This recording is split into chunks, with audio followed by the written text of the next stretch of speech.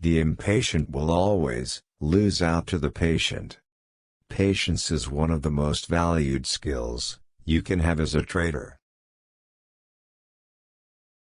Intelligence is not always the most important thing about trading. There are a wealth of other factors at play. All it takes is one little mistake to lose everything. That's why you need to be cautious when trading and understand the risks.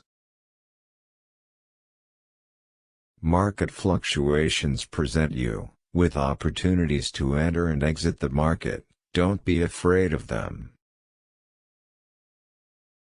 Make sure the only mistakes you see are the mistakes of others, not your own. When others are making a mistake, it's a chance for you to profit. An important reminder that market volatility can swallow your whole trading account if you're not careful. If you fail to accept your losses and start chasing them instead, you're putting all of your capital at risk.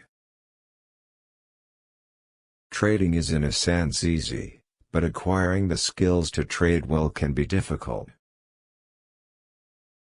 Your analysis will never be completely correct, and it is important to recognize that.